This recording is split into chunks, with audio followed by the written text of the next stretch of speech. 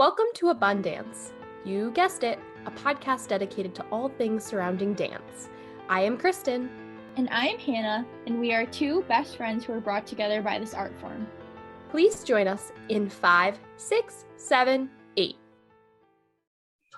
All right, hello. We have two wonderful, amazing women with us today, Ernesta and Andra Corvino, who have touched the lives of so many people, including myself.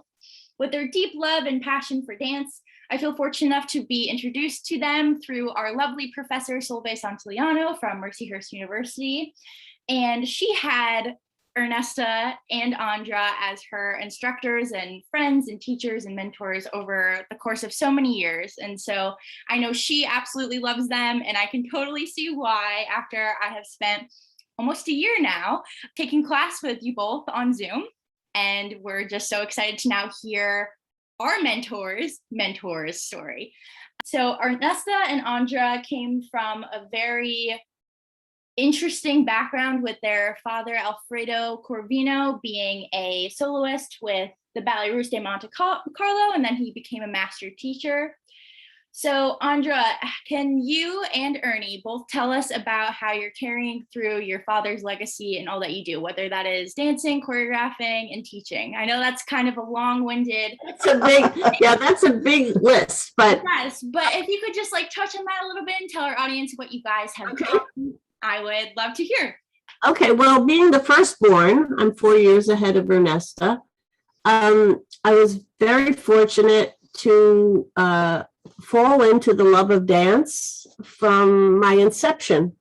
And as long as I can remember, I always loved to move to music. And I was encouraged by both my parents. They didn't say anything bad about, oh, she likes to jump around. It's okay. So I continued. And of course, my father, being the wonderful man that he was and the brilliant teacher and sharer of his passion for dance, encouraged me as a child. He didn't discourage me. My poor daddy, who worked like 15 hours a day in Manhattan, would come home to Brooklyn, New York when I was a child and dance with me after dinner. I mean, the guy's legs must have been falling off, but he didn't care. His daughter wanted to dance and he encouraged me. So I was very fortunate also in that milieu of his students who always came, and colleagues who always came to our home. When I was young, we lived in Brooklyn, New York. They always came to visit us and be part of our extended family. So I grew up amongst some of the most impressive and inspiring and loving and passionate people in dance and theater that one can imagine. When I was a child, I was very interested not only in dance, but in theater in general. I was an actor when I was a child. I was in musical theater. I just loved the idea of being able to express and to share one's imagination and one's physicality and musicality and whatever with an audience. So we were very lucky. I mean, we had humble beginnings. My mother's parents were Eastern European emigres. My father came to America when he was a young man from South America and realized that he belonged in New York. He hit New York and he thought, it's just before World War II, and where will I go? I don't know where I'll go, but I won't go back to Uruguay, but I'll stay in New York. And he made his way. He was talented enough and hardworking enough to receive many scholarships in his dance training. And when the war hit, they conscripted him. He was in Ballet Russe at the time. Yeah, they sent him to the American Army because Uruguay was an ally of the United States. So that's basically where he learned his English, was among his little friends in the army. And but he always had an abiding love and respect for America, and so did my mother's family. So a few years later came Ernesta. Okay, I can pick it up from there. Who will tell you how she came along. So, yes, I came into this dancing family where this maniacal 4-year-old couldn't stop dancing as well as speaking. So I was very shy, so I couldn't get a word or a step in edgewise. So I would just sit in the corner and pull my hat down. But it enabled me to be an observer. And what I observed over time was not only that this one loved dancing and was crazy about it and doing it all the time, but like Andra said, all of our dad's students and colleagues that came to the house were awfully fun. They were very interesting people, and they struck me as very complete human beings in their artistry and in their way of being expressive, and it brought me out of my shell. So over a period of time, I began to realize that I wanted to be around dancers. I thought they were the coolest people in the world. So even though I protested and said I didn't want to be a dancer, first of all, I was very macho. I was a tomboy. I liked to climb trees and ride horses and bikes. I wasn't going to do any of the sissy stuff, But over time, I was like, I really love being around dancers. So when ballet classes were offered to me at the age of 6, I sort of went, okay, I'll do it. But I'm not really that interested. I think you were curious. And what happened was, by default, I got the best training in the world. We trained at the Metropolitan Opera Ballet School. And I kept up the training because I didn't want to be left out. And secretly, I was interested. I was intrigued. Well, she was talented. Of course, I began to love it. Yeah. So, by the time I was like 13, I was still horseback riding, but I had become very proficient technically in ballet, and I had to make a decision between the two. Was I going to be an equestrian, or was I going to be a ballet dancer? And I saw the film about the great Russian ballet ballerina Maya Plissetskaya. I saw her film called Plissetskaya Dances, and I was like, oh my God, I think I'm going to choose dance, which I did. And kind of the rest is history. From there, went on to have performing careers. We started teaching quite young because our parents opened a school of our own called the Dance Circle on 8th Avenue in New York City in 1969. And we kind of cut our teeth very early on substitute teaching, but we continued to perform and to study. And I took a great interest in choreography very young. Andra was also a very good choreographer, but she didn't feel as passionate about it as I did.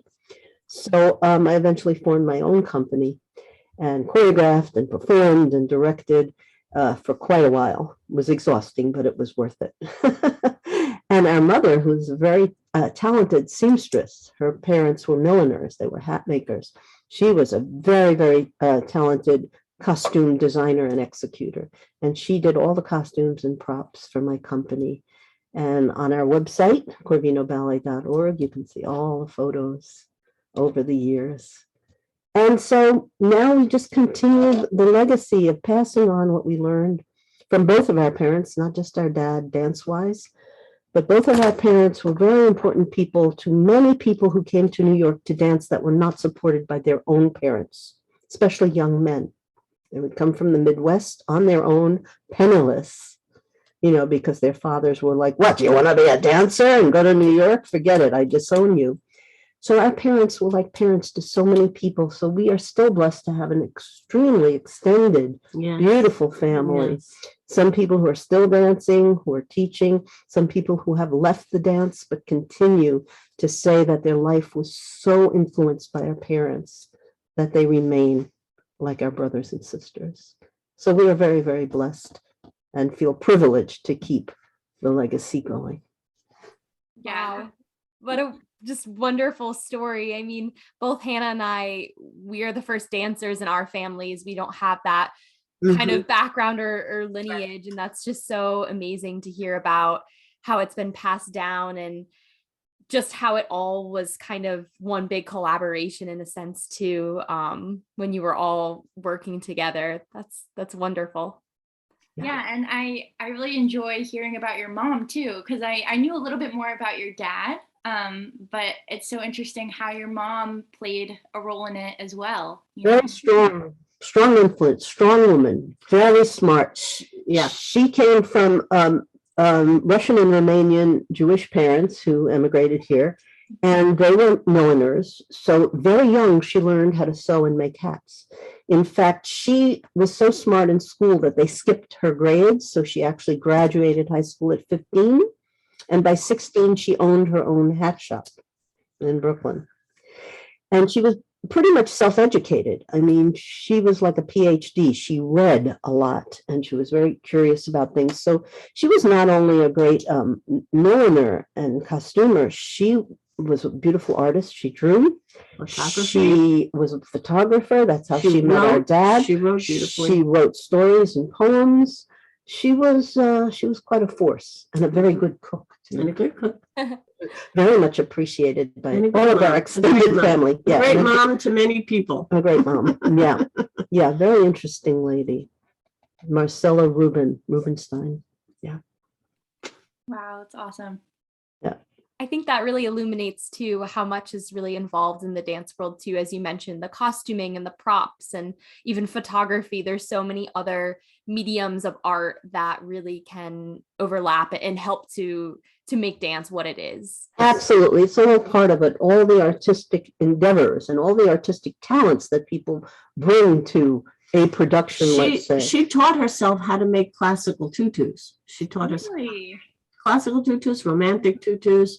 She had one of those television TV dinner trays. You're too young to know what that is. It may be coming back now, but they were metal trays on little metal stands. Little legs would open up. And well, she figured out that if you put an elastic panty spread out on this tray, that it was stretched out enough that you could sew the different layers of the tulle from the crotch all the way up to the basque, and then you could put the bodice on the basque, and then you could finish the bodice from there. She was amazing. I mean, she made these great tutus that fit everyone body. That was the thing about her costumes. Stretch in them. Her costumes seemed to fit everyone. I know through the course of my repertoire in my company, of course, there were many cast changes. People left or people got injured and understudies had to come in. And then if those, excuse me, and darn, if those costumes didn't shrink and stretch to fit anybody, it was so comfortable to dance in. That's the other thing. You had no restrictions in your hip joints. You had no restrictions in your shoulders. Yeah. And they were beautiful. Yeah. They made everybody look so beautiful. That's incredible. I love that. Yeah. True, right? Wow. And I very much wanted to learn how to do that from her, but there was a problem. Well, first of all, I would discuss a new piece, a new ballet, and she'd say, well, what do you have in mind for this character? And I would speak to her about it and do a stick figure or whatever. And she'd make this beautiful sketch very quickly. And I'd say, yeah, that's it. And, we'd discuss colors and material. Well, I'd wake up the next morning and come downstairs and the costume would be hanging up, completely finished. She was a night owl. Wow. She made the costume in one night.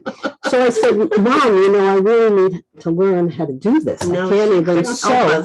And it was so funny. She'd start really slowly and she'd say, well, you take this here and you do this and this and this, and then it'll be finished. I never got it. Well, it was very interesting because she had that approach to her work, do it by herself. And my father had his approach was to teach you how to take care of yourself. So they were an amazing match of like opposites of how they approached your education. And it was fascinating. Yes, he had a very interesting teaching style. A lot of people referred to it as Zen. He was not a man of many words. He was soft-spoken, and he was very non-judgmental. So when he taught, he just taught the work to everyone to get from it what each person needed to get from it. And he set up an atmosphere in the studio of one where everyone could progress at their own rate. It's not that he didn't correct people, but he was so non-judgmental about it that everyone was comfortable enough to trust him and to do the process without judgment. Well, he was detached enough to say, That is not correct. It's not my opinion. It's what it is. Right. It's not my preference. It's what it is. He used to say, I don't see the person, meaning he wasn't influenced by emotional attachment or personality. He'd say, I don't see the person, I see the movement. Now, is this what you're referring to as Hannah's mentioned? You guys, teach the Corvino method. Is this what you're referring to? Our trademark is the Corvino approach, because it's not a set syllabus. We don't even really call it a method, although there is a method to the madness. We approach the work. And that is very much spoken to by what I just said about his approach and the atmosphere that he would create so that people could receive it. I think personally it should become a method, though. I think it's that good. It should be codified, and we should make it a method. Yes, a lot of people agree with that. We've resisted that for a long time because we've seen over time how when a method or a codified method is passed on through the generations, it kind of gets dogmatic and morphs the wrong way. We've seen that happen, especially with Cicchetti and, other methods that are written in stone in a book with set exercises. What we believe in kind of follows the line of our East Indian guru, which is the lineage and the method or the approach is passed down teacher to student. Experientially. Mentor to disciple. Yeah. Yeah. And it's a living thing. It's not intellectual, it's experiential. Yeah. In a way, we go with that philosophy. However, I must say that when people come to us and say, how do I get started teaching children? We have a children's syllabus that we're honing right now as we speak. Right. Cool. Because we were trained by Margaret Krask, who was a direct disciple of Cicchetti, and her specialty was training children. And I think that set us up very well. Actually, this segues well into what I wanted to ask you both next. How did Margaret Krask and Anthony Tudor and your father influence you as teachers? And is there anything, and Ernie, you briefly mentioned this, is there anything super valuable, like the most valuable lesson you learned from them? I know that's, again, hard to choose probably just one, but is there something that really resonated with you? I'll go first, and then Andra can say her piece. It was true that actually Margaret Krask taught Anthony Tudor, and then Tudor became mostly a choreographer. They were.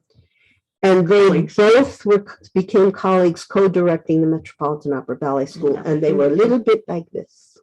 They were both British. They were both very stubborn. Approaches. They had very different approaches. Miss Krask was Cicchetti, what she learned from Cicchetti to teach children and adults. And Tudor was like, every class is a choreographic experiment with a little bit of head trip thrown in because he liked to play head games. And so that's how they came about. And then our dad came in later when they became co-directors of the school. They hired him to teach at the Met Opera Ballet School. Simultaneously, all three of them were teaching at the newly founded Juilliard dance program at the Juilliard School. So along with Graham and Limon, those people teaching modern. So the three of them were interconnected in lots of ways, but the three of them were very different from each other. And I could say that, just to be very simplistic for myself, I started with Margaret Krask. I think she was great for children.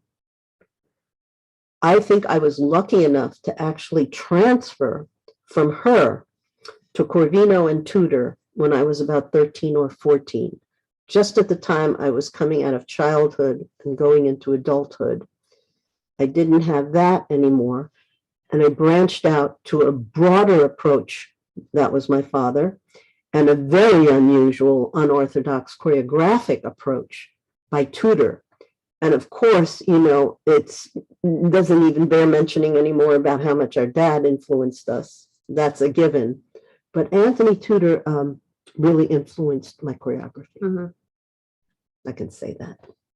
Mm-hmm. How about you? Well, what can I say?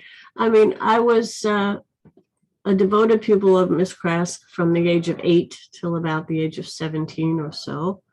And she was very judgmental and very controlling. Very British. Especially if she liked you. If she liked you, oh yeah. You were better off if she didn't like you. Yeah, she had a misguided feeling that liking you meant controlling your life. So that's something that I struggled with in my early teen years, was separating the dance information that I got from her and the emotional information that I got from her. Mr. Tudor, also, I was very young when I met him, and being a favorite of Miss Krask, I was on his uh-oh list because he thought that I was, one of her chosen. And I think it made him uncomfortable. And so therefore I was a pawn in his relationship with Miss Krask. So that was also difficult for me. What I got from Tudor and Krask, beside great information, I mean, please don't misunderstand me. These people were brilliant teachers, choreographers, people, complicated, genius, long-lived, very amazing people. What I got from them was, when I became a teacher, I was not going to do to people what they did to their students. I would try to give them the information filtered in a different way, and not. And that's where Dad was a good example. And then I had the wonderful privilege, because Dad, he saved his relationship with us till we were older, till he was older, till we were older, because he wanted to be our father. He said, we're all too emotionally involved in this work to do it when we're not old enough to know what's going on. And he didn't even teach us to drive. He wanted us to learn the driving teacher. So he waited and he waited. And by the time we got to work with him, we were at a place where we had information, but we also had the ability, the ability to distance ourselves from that information to the way the information was given. And he was quite amazing that way. We got clarification on the information. We got clarification on the way the information was transmitted.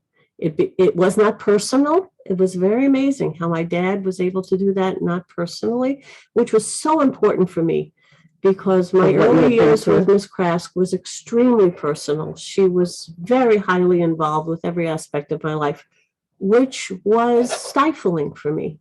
It was not helpful. It was really not helpful. So that when I became old enough, 17, 18, 19, and I was, progressing technically and progressing physically and artistically, Alicia Markova, who was the director, Dame Alicia Markova, who was the director of the Metropolitan Opera Ballet at the time, took a great interest in me. She was a beautiful woman who, in her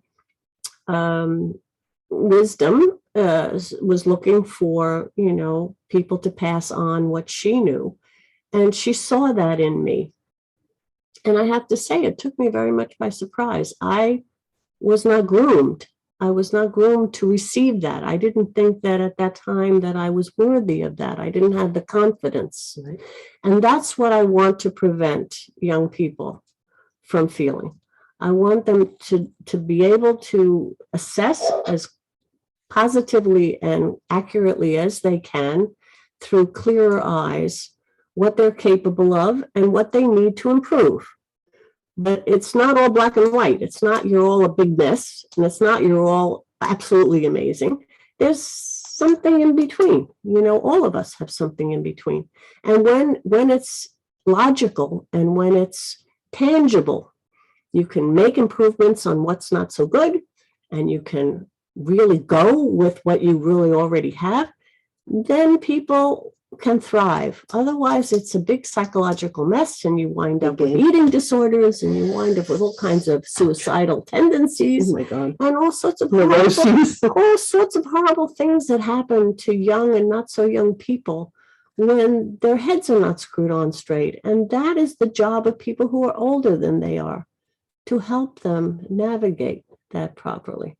And so probably if I had not become interested in dance, I would be a psychiatrist. There you go. Well, I give you both a lot of credit, because I think an issue in the dance world is that we have all of these great and wonderful people that have come before us, and they have so much, like you said, wonderful knowledge to pass on, that we end up passing on everything about them, including the mistakes they've made and the emotional abuse and the things that come along with that. And it's not always a conscious decision or move by a teacher, but I think it just becomes like ingrained within. It's natural. It's natural to absolutely imitate everything about the teacher. Right. And I think now we're seeing in the ballet and in the dance world that we're trying to finally correct these things. But I think that it seems like both of you took that upon yourselves to do that before it became this big problem that we've been addressing within the dance world. So I give you both really a lot of credit for. Well, we've had challenges in our own lives that have made us, take stock of what we believe in and where we're going and how to do this. And yeah, it's it's all a growing experience. I mean, my poor parents, they didn't know what they were in for when they had 2 children. They just had 2 children, and then day by day, everybody goes where they have to go. And, they learned as we went on, and we learned as we went on. And, nobody's perfect, but nobody's meaning to make mistakes, purposely. Mm-hmm. So we all have to forgive each other, and we all have to learn as we have our experiences. And yes, the theater world particularly, is can be such a generous and uplifting place. And at the same time, it can be so hard on individuals. Well, I think one of the reasons that we especially need to take care in a performing art is the amount of pressure that's on a person. Just the word perform. You have to perform. You don't feel well Thursday night at 8. Too bad. You have to go on stage and deliver, something that's not very easy to do even when you feel well. So there's so much pressure psychologically that a certain kind of nurturing, not a babying, but a certain kind of nurturing that gives the performer the inner strength, both emotionally and technically. Yeah, technically, definitely. You have to have a good technique, and you have to have a good head on your shoulders and a good attitude. Mm-hmm. And then you have half a chance. Otherwise, what you're doing is you're breaking down the person, and you're divesting them of all their own power. And that's what a lot of, the image of the ballet master who is the Svengali with the stick, does. And even though that's very old school, it still exists in a lot of places, sometimes even more subtly, which is even more dangerous. So we're very aware of that. Yeah, absolutely. And I don't know if you both have heard of Chloe Angel's book, Turning Point, but this is all talked about, and what you two are doing is exactly what everyone else should be doing. So as Kristen said, I give you both so much credit, because especially, me and Kristen, we're very young, and we've been seeing a lot that's happened, I feel like, over the years. And so I think at this point in our careers and our lives, we're starting to realize oh, maybe that wasn't okay. This teacher didn't necessarily do that respectfully or appropriately. But then, you see people like you, and I can say this personally because I've taken class from you. You just have this approach that's just so warm and inviting, and it's not detrimental to someone's growth as a person and as an artist. Right. Thank you. Right. Yeah. It's well, the world in itself is not democratic. Right. So if you bring it down to the arts, you have the same, perspective. Just because you are doesn't mean you're it. So you have to find your way. You have to be able to commune with elders who can help you find your way. Because artists, people who are artistic, not necessarily just intellectual, but are artistic, the other side of the brain, are very sensitive people to a lot of input and a lot of electricity. We are very electric in our living. And we have to hang out with the right kind of people that you don't want an inflated ego where everybody walks around like, you're in la la land.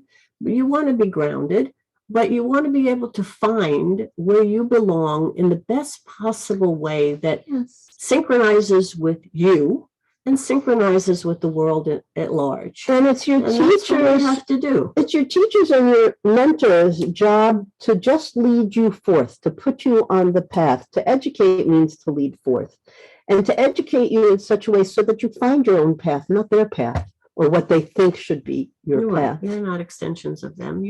And it's a process. We approach all of this day by day. We can't make a leap and leave anything out and prematurely, make the verdict that so-and-so needs to be in ABT and so-and-so needs to be in Graham. And if they don't do that, they fail. You will never be a dancer. I don't know why, but I've decided that you will never be a dancer. I love that one. Who the heck said that?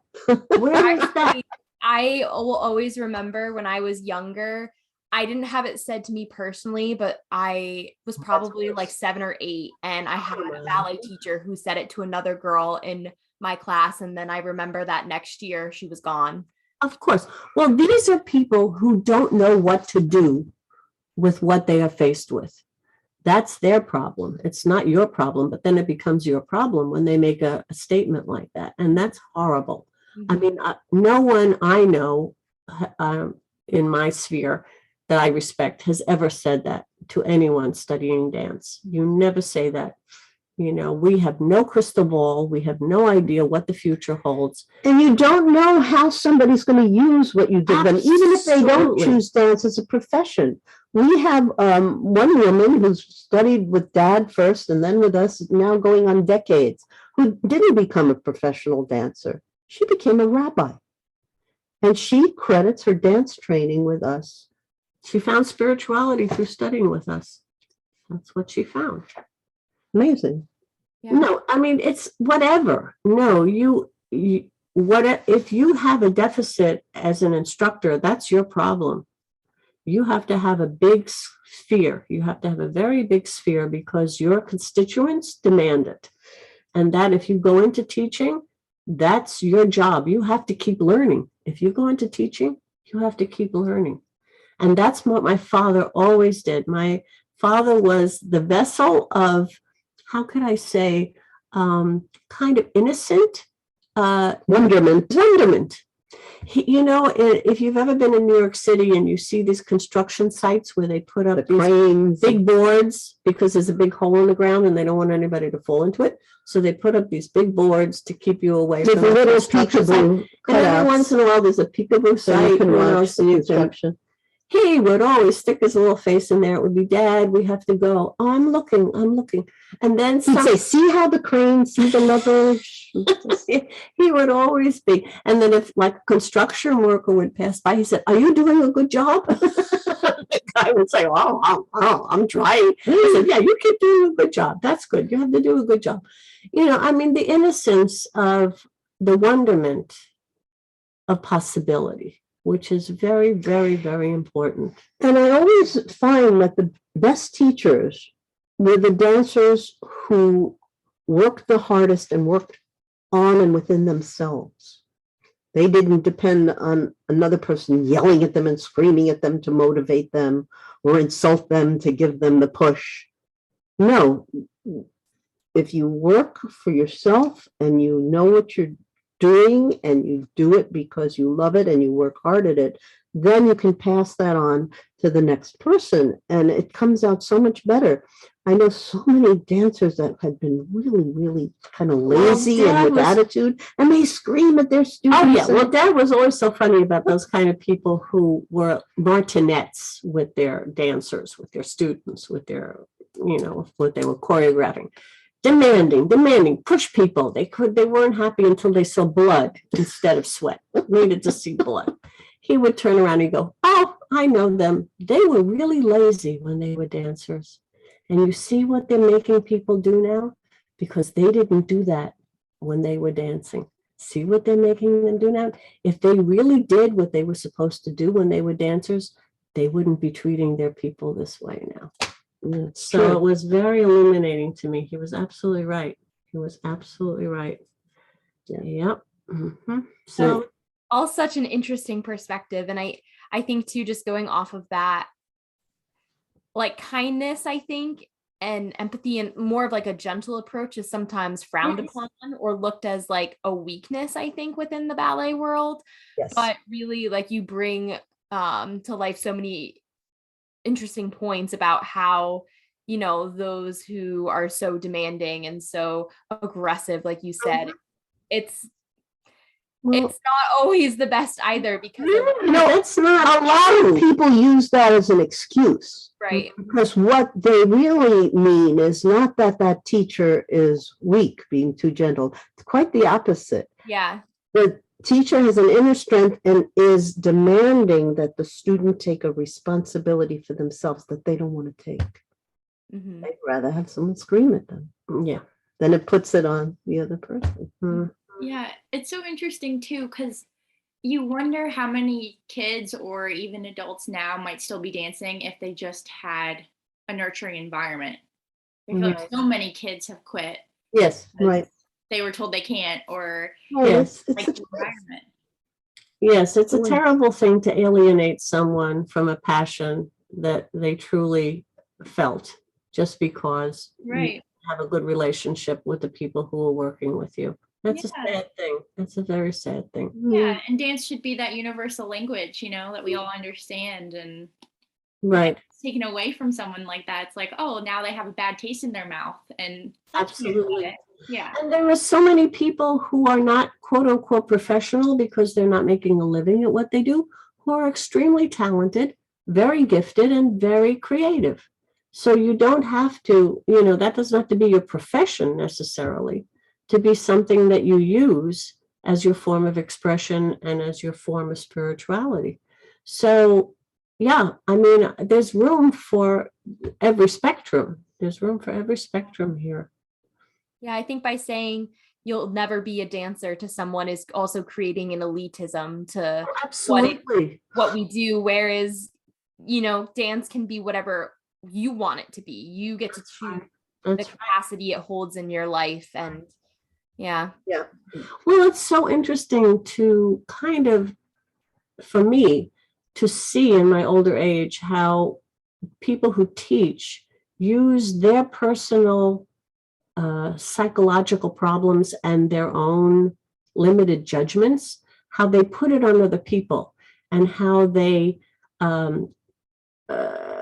categorize students or people who work with them in a vision that is related to your own, the teacher's own lack of confidence or lack of approval or lack of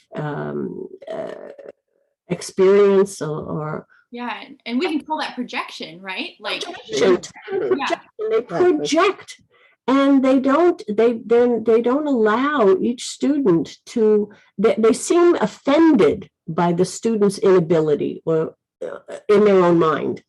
It has nothing necessarily to do with reality, but in a person's judgmental own mind, they seem offended by what these people cannot do or what they think they cannot do. And it's, to me, that is like, what's wrong with you? Can't you, first of all, can't you be objective? And second of all, can't you not help these people to do any better? Perhaps you can if you got out of your own head and out of your own psyche. Yeah, but it's very interesting to me how all this is personal projection by a lot of very egotistical people who went into teaching because they couldn't do anything else, perhaps, or didn't want to do anything else. I don't know. But I mean, we fell into teaching because to us, it's a natural outgrowth of our continuing to dance. I mean, Ernesta and I in our 60s and 70s still take class, and we still try to move our bodies and move our spirits and move our minds. I encourage a lot of people, once they it's- get to a certain point, to try teaching. Everyone Because should I teach. know that I really started to improve technically when I started to teach. Yes, I was you like, do. oh my God, I have to really understand this and explain it and demonstrate it over and over. My improvement just skyrocketed from teaching. It's not a demeaning thing, which a lot of people who are just into performing think, oh, I'm going to become a teach. teacher now because I can't get my legs up in the It's air anymore. ridiculous. Yeah, whatever. Okay. Mhm. Very interesting. I Anyway, spent the last year getting my master's in dance education at NYU and becoming an ABT certified teacher. And I absolutely agree with what you're saying. I mean, the year prior, I spent 4 years as a student at Mercyhurst University earning my BFA. And while there was a little bit of pedagogy involved in that degree, not until I was focusing solely on teaching did I have these other realizations about my own technique, and especially with the ABT curriculum, starting from even the lowest levels, it was kind of like having these little aha moments of like, wow, I could really apply this to myself. And yes, absolutely. Yeah, I know. It's true. I mean, unless you have been fortunate enough to learn from people who have taught you from zero how to do things pedagogically, it's a very illuminating thing to find out, oh, there is a way to get from here to there. There is a way to teach somebody how to do a chaîné turn without just putting them up in the corner and pushing them across the floor. Right? Oh, you can break it down in a way that it actually works. And it's, these things, it's like really amazing. Yeah. So it's a wonderful thing to have, to find out that dance and classical dance in itself is really very sensible and very logical. It's not like if you just have to have the will or the body. You have the will and the body. That's you the other like thing, the body. You're like Venus on the half shell. You were just born. I always say if you have just 2 arms, 2 legs, a head, and a spine, you're good to go. No, you have to learn how to do this. There's a method. There really is a way to do this. And it's wonderful to be able to learn that at whatever age and whatever stage, and to be awakened to it and enlivened by it. It's great. It's really wonderful. Quite an adventure. I'm glad you're doing that. That's wonderful, Kristen. That's good. Thank you. Yeah. And you briefly mentioned Juilliard before. Can we segue into that a little bit? How you started teaching there and just your experience with Juilliard as well as the Limon Company. I know your work also translates well into like modern dancers as well. Like, all dancers I think can benefit from your approach and your father's approach. So can you talk a little bit about that? Well, we were fortunate enough to grow up in an atmosphere where movement was the key. We're not posing, we're not models, we're not this, we're not that, we're movers. And the movers that we came in contact with were people who moved without affectation and with a real sense of musicality and the use of space. So whether it be classical ballet or classical Spanish dance or Indian dance or character dance or Limon or Graham or Cunningham or whoever. As children, we moved around people in the studio. In one class or one rehearsal, you saw dancers from ballet theater, New York City Ballet, all the ballet people. Then you had Graham people, Limon people, Taylor people, all together, Cunningham. So we were taught ballet from the premise that it was the foundation of placement and musicality, dynamics and line and range of motion that all contributed to any form of dance. So that was one of the hallmarks that Martha Hill, who was the founding member of the Juilliard Dance Department, based her vision of her dance department on. And therefore, she made sure that Limon was there and Graham was there. Tudor was there. And of course, Krask was there. She had, she even had Doris Humphrey there for a very short period of time. And Pauline Koner. So her idea of movement was very universal and very without affectation. And I was 4 years old when the Juilliard Dance Department came into existence. And my father was offered a position at that time. I had just been born and he was still performing, and he went away on a tour with the Met Opera Company when I was a couple months old, and he went away for 2 months. And when he came back from the tour, I didn't recognize him and I started screaming. And he said, "That's it. No more performing, no more touring. I'm going to take a teaching job so I can stay home and be a dad." So that coincided very well with Tudor asking him to be on the faculty of the Met Opera Ballet School, and Martha Hill asking him to be on he and Tudor and Martha Hill asking him to be on the faculty of the newly formed Juilliard Dance Division. So that was 1952, basically. And now Martha's vision was definitely to have a school where it was very important for her to bring dance out of the gymnasium.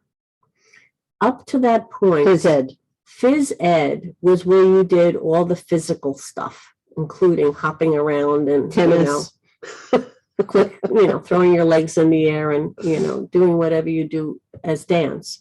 And she was very determined that dance was more than Phys Ed. Dance was theater. Dance was art. Nothing against, sports, but dance was not sports. Dance was in its category of its own. So she did, between Bennington and NYU and all the places that she was influential in the 50s and 60s, she spent an enormous amount of her time and energy in creating a faculty and an awareness in the Juilliard Dance Department of what she considered theatrical dance to be, including the fact that dancers needed to have a technique. You couldn't just, throw scarves around in the air and think that you were dancing. You needed to know exactly what you were doing with your body. Interestingly enough, in the early days of Juilliard, the first, 4, 6, maybe even 8 years, you either majored in modern or you majored in ballet, and you got a Bachelor of Science degree. Yeah, the Bachelor of Science. Then they changed it to, I guess, a BA and then finally a BFA, and modern and ballet converged. And that, I think, was her original vision that she worked towards. Yeah, she worked really hard at that. And of course, we grew up with Martha Hill being basically like a godmother to us. Dad was on her faculty. She believed very much in my father. She thought as a young man that he had enormous capability as a teacher and as a mover and shaker of the next generation. So as we matured, I taught at Juilliard before I was really old enough to teach. I was about the same age as the students when she would ask me to come in and substitute. Yeah. Because she believed in us. She knew that we came from our father's background and that even though we were young and we were learning, that we had something valuable to impart, and that as people of almost the same age as the students, that they would cotton to us, that they would relate to us in a way that we would be good examples. And then as the years went on, she was generous enough to keep us coming. And then, of course, she aged to the point where they had to retire her. And when Benjamin Harkarvey took over her position at one point, he asked me to become part of the permanent faculty. I was in my 40s at the time, and I was very honored. And it began a very nice relationship with him and the Juilliard School as I knew it, but further, because I was now a really mature adult and I had a real job there. It fell short because he passed away not too many years after we started working together. And I continued there. I continued there under Lawrence Rhodes for another 13 or 14 years. And of course, things change in the course of history, because days follow days and years follow years and things move on. So and people in charge change. And expectations of what a school has to produce for students, and students want from their teachers. And now a student is not a student is a customer. Did you know you're a customer at a school now? You're not a student. Well, it's a business now. It's a business. So we went through a lot of changes in my association with Juilliard.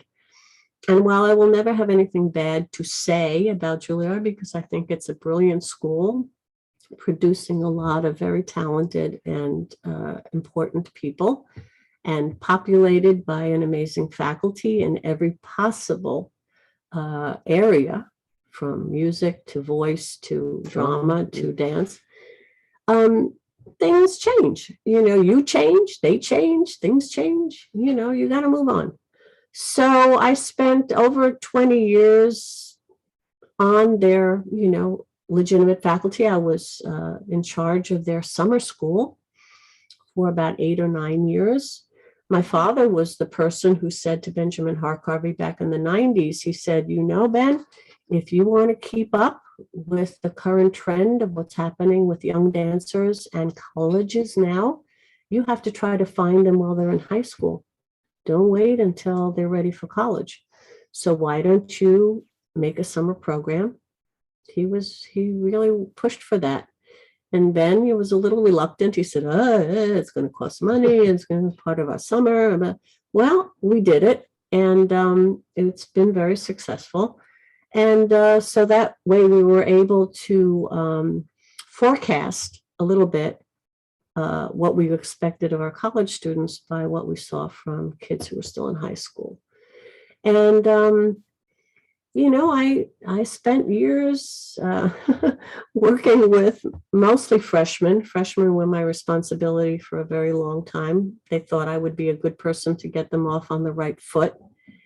And I spent years counseling young people about, first of all, you didn't get into Juilliard? Don't worry. The universe has a better plan for you. It's okay. There are other good schools out It's there. not the only game in town. You didn't get into Juilliard for a very good reason. Believe me. Talk to me in 10 years and we'll talk about it. And believe me, I wasn't wrong. Then I had kids who got into Juilliard and they'd be there like a year going, what the hell am I doing here? I'm like freaking out. I don't know.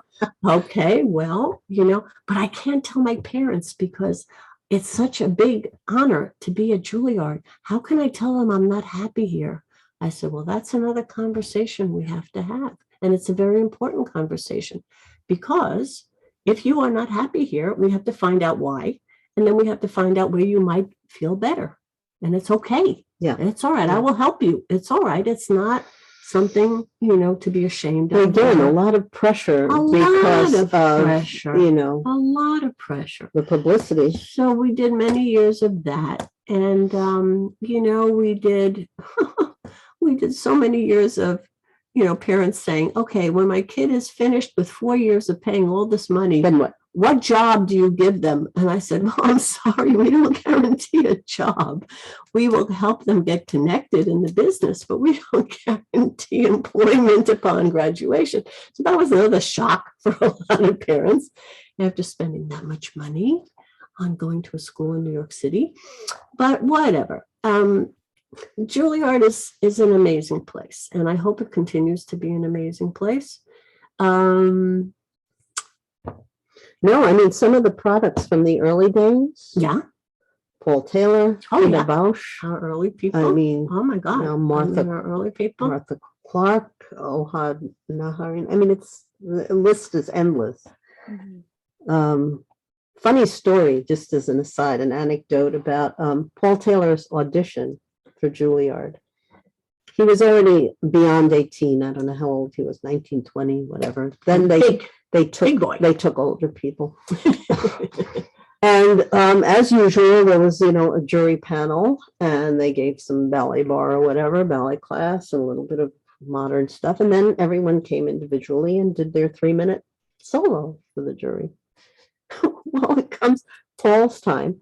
He comes into the studio and there's no music, and he starts doing cartwheels and somersaults. And some more cartwheels and somersaults.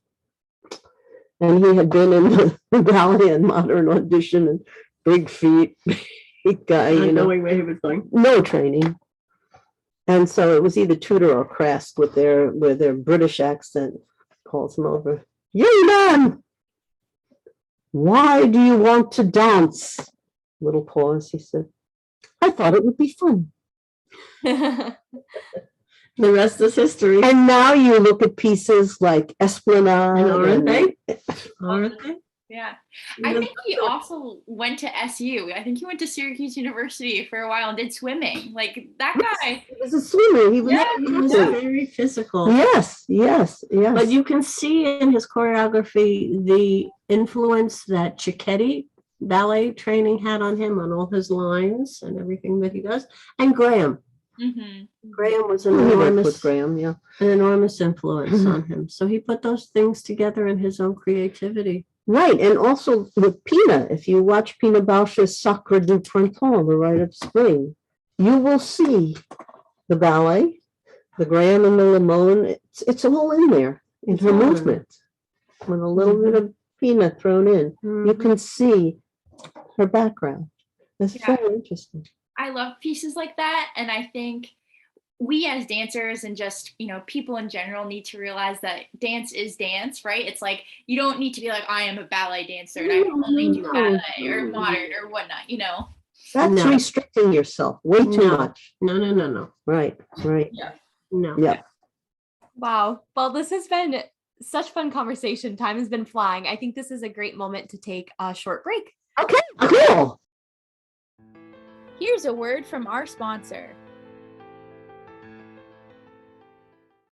Okay, so we're back with Ernie and Andra. Now I have a question about your time in Connecticut. So you have this beautiful house that has so many rooms and spaces within a studio inside. Can you talk about your vision, how that got started, and how you have started all your workshops and projects, and how that has all come to be? Okay. Well, back in New York City, we had a pretty big house. Our mother bought a brownstone house back in the 60s, and we lived in it first with our grandparents and then just with our parents, and we had tenants on the top floors. So we were quite privileged to have a lot of space in the city with a little backyard, which was unusual. So we were able to entertain a lot and have people sleep over and whatnot. But we didn't have room for our own studio. So Rooms so small. And the rooms were kind of small. So what we did when Dad was still teaching at Juilliard, but the Met Opera Ballet School closed. This was 1968. So he kept teaching at Juilliard, but our mother said, we need to make a school now that we don't have the Met. So she found a loft space on 8th Avenue between 46th and 47th Street, one flight up. Used to be a billiard parlor of all things, right in the heart of the theater district, which at the time was also the heart of the prostitute district. And we reconfigured the space to make 2 studios, a waiting room, 2 dressing rooms, 2 bathrooms. We had a front studio and a back studio. And we had the dance circle on 8th Avenue for 25 years. In 1993, we had to close it down due to rising rents and lowering attendance. It was just one of those economic downturn things, but we had to give it up. So at that point, Dad was still teaching at Juilliard. Andra and I started, freelancing. We started just renting random spaces around the city. We were at 890 Broadway for a long time. And we were just teaching open classes. We no longer really had a school. Now, even back in the day when we had Dance Circle, I used to fantasize. I thought, wouldn't it be great to have someplace out in the country that was like a commune where a bunch of dancers could live together, and we'd have a big studio and a little theater on the side and create. Exactly, right. A little fantasy. But as it turns out, When Andra finally left Juilliard, our parents had already passed away. We were then, I was still freelancing. I was still doing a lot of traveling with Pina as her ballet master. And Andra left Juilliard. It was time for her to go. She had had enough. And I looked at her and I said, without your yearly salary from Juilliard, we can't afford to live in this house anymore. We can't even afford to stay in the city. I said, I think this would be a good time before we get too old to do this vision we've had of a big house outside of the city, not too far, with lots of bedrooms and bathrooms to house dancers from the city, and room enough in the house to create a nice studio. And she was like, ah! And I was like, come on, we got to do it. We got to do it. I'm a city girl. Yeah, she doesn't try. So we started looking. And actually, many, many years ago, like 2 decades ago, 2 gentlemen who are a couple who are married that had danced with our company and were like brothers to us, moved here to West Norwalk and got a very nice house about half a mile from here. And we started visiting them a lot. And we kept saying, this is such a beautiful area and it's so close to the city, blah, blah, blah. So when we finally said we're going to move out of the city, I said, guess where we're going to move? So we started looking at houses in this area and we found this one. And as soon as we set foot in the door, we were like, we've got to get this house. It's perfect. And that's the story of how we wound up here in this town, in this particular house, in this particular situation. Now, back when we were in the city, I was giving workshops, but they weren't sleepover workshops. They were just day by day, either daily or whatever. And people would come, but we didn't really have a studio. Sometimes I would combine it with our open class in some big studio, and then they'd follow me back to the brownstone and we'd sit around in the living room and do the pedagogy, whatnot. But it didn't have a real studio in the city to do the workshops the way I wanted to do them. So when we got out here, I was like, well, now we can really do it. We can have people come out and sleep over and really immerse themselves, get away from the hustle and bustle and craziness of the city and just concentrate on dancing. And so that's what we've been doing. Of course, COVID put a little crimp in it for a while, but we're back at it. We're going to have the next one next weekend. It's going to be pedagogy. At the end of January, we're having a comp workshop. And in February, we're going to have a second comp workshop. So provided everyone's all vaxxed and boosted, we're going for it. Wow, that's so unique and truly sounds so fun. It is fun because we not only work our little tushies off, we also play. And of course, we eat a lot. The schedule is breakfast, lunch, and dinner and snacks. Yeah. It sounds like just a great opportunity, not only to learn a lot, but to build a sense of community, which is obviously very crucial to the dance world. So that's awesome. And a lot of people have connected. Now, the other thing that we want to do, I was ready to do it just when the shutdown started in 2020, is to have salon evenings. So we're not only going to have dancers come and share their work, but other artists as well. Actors doing monologues and dialogues, painters showing their painting, musicians playing, singers singing. And not only can they share their work with just spectators, but also the other artists, but they can hook up and collaborate. And they have the opportunity to stay over a day or two and start working with each other and using the space. And even in the nice weather, they can use our outdoor space because we have more than an acre of beautiful land. So this is called the Frappe Project, and it's Frappe for Fresh Air Project for performers and artists, and that's going to be happening. I love that. It almost sounds like little mini residencies, kind of. It almost reminds me a little bit of what like Kotzbahn and Jacob's Pillow will do. That's exactly really cool. Cool. I mean, I already had people come for our workshops. One woman came from Japan, another one from Australia. So it's great. People are coming from everywhere. Yes.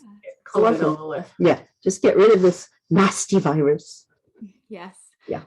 So I've learned from both of you that you offer Zoom classes online, and now I have been added to this list to see all that you're offering. So I encourage all of our listeners to look into them, go on their website, see what they're offering, and try to maybe find opportunities to get involved with all of their work. And I guess just my last question for you both is, where do you see yourselves these next few years? Do you see yourselves just continuing offering some online things regardless of the state of the pandemic? Do you plan to travel more, or just really focus on these different sleepovers and the Frappe project? Yes, yes, yes, and yes. Something to add to that. Open for everything. You get up every day and see what the day has to offer. We have been pleasantly surprised at what Zoom has produced for us. I never would have thought that we could have done so much on the internet. So that's been good. That's a good revelation. Ernesta's just been invited to join Tanzania of Wuppertal Yeah, my old job is coming in back. April. Yeah. They want to have her back in Wuppertal to help them with Orfeo. So if everything works out well, she will be there for a couple of weeks again. So travel looks like it's opening up. We might be able to go back to Oakland, California in June, which is one of our residencies that we've always done with the Dance Space Ballet School in Oakland. One day at a time, let's keep healthy. Let's, wake up every morning. Yeah, I mean, See if we can move. we're flexible. That's it. That's where we're at. We have so much to offer, and we're very flexible and willing, so we go with the flow, There you go. word of mouth, whatever, opportunities come in, and we can either say yes or When no. you're very young, you take every day for granted. But when you get a little bit older, it's like, hello, oh, my eyes are open. This is good. So that's where we're at. Yeah. But we look forward to getting to see you both. And we love having to do this. Thank you for entertaining us and listening to us. And we hope we meet some new people through this. And we love you guys. This is really great. Thank you so much. Thank you so much. It's been truly a pleasure. Hannah has raved about you both, but I think it took, meeting you both and just feeling your energy even through the Zoom call to truly understand what she's been talking about. Yeah, we hope to meet you in person soon. Yes, come and visit us. Yeah. We'll do. Yes, thank you so much. It's been a pleasure. Thanks for tuning in to Abundance. We appreciate your support. We hope to have PK'd your interest. Feel free to contact us at abundancepodcast5678@gmail.com and give us feedback on what you'd like to hear. That is abundance without parentheses. Go dance yourself silly. Bye for now. A special thank you to Richard DiFiore for our lovely podcast tune and Matt Mellish for our cover art.